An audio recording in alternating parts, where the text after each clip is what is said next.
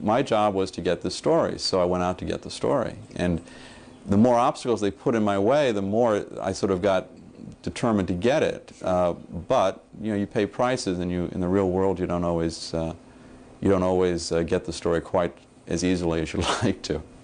Anyway, that's a different topic. How does the United States influence the way other countries see the United States? That really goes back to the post-World War II period, when this idea of psychological operations comes into its own.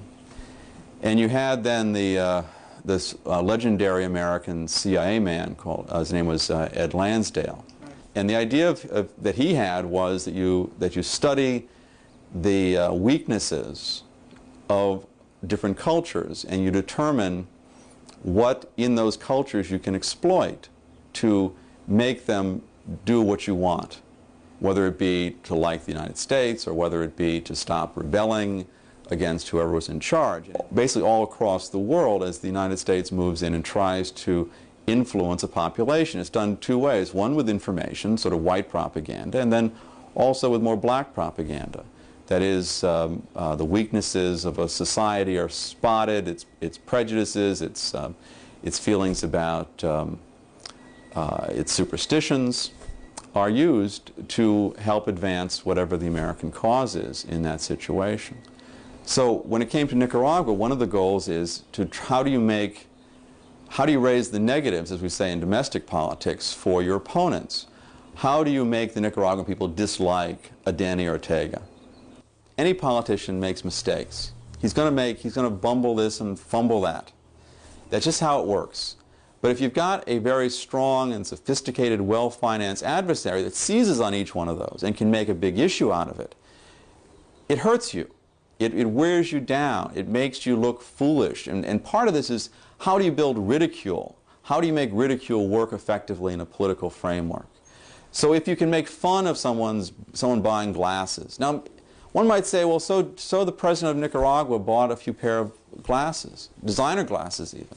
What's the point? But if you hammer at it as a theme to suggest that this is wasteful, that he should have bought some kind of generic brand glasses, it has its effect. And even though if someone sits down and thinks about it, they'll say, well, hold it. I mean, where does the Reagan White House particularly get off against buying designer anything? I mean, Nancy, the First Lady, wore designer gowns everywhere she went. But still, it was an effective theme because it sort of made Danny Ortega the subject of ridicule. And ridicule is a very powerful force in all this. When Michael Dukakis got into that stupid tank, if you seize on that, effectively you can make him the object of ridicule, and he became that. And it is very destructive to any political figure or any government or any system if it can be subjected to that kind of ridicule on a recurring basis. On the other side, if there's no force, well-funded, well-organized, to seize on your mistakes, basically it doesn't matter if you make them.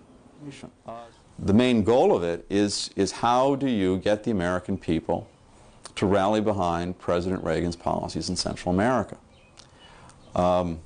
One of the ways they did that was to try to make sure that publicity that would be negative to the American or the Reagan government side of that issue was not presented to the American people. People knew that if they wrote those stories that the White House didn't want done, that they ran the risk of having their careers seriously damaged and possibly ended in some cases. If you can raise the price for a reporter to tell those stories tend not to get told, or they get told less often than they should, or with less emphasis than they should. Those kinds of people deserve a lot of respect, even though many people look at that as security breaches and so forth. Almost always when people have reached that point where they feel that the American public ought to know something, they have a good reason to say that. I've never seen people frivolously leak material that they're not supposed to provide. And so often the case is that the government has overclassified material or kept things hidden from the American people, which it shouldn't, and which if the American people knew might alter how they think. And so often that material is not needed to protect real national security secrets, but it's needed to protect people politically. But I think people that do let that kind of information out, I mean, obviously we're dependent on them to know much of anything, and that they deserve a lot of respect.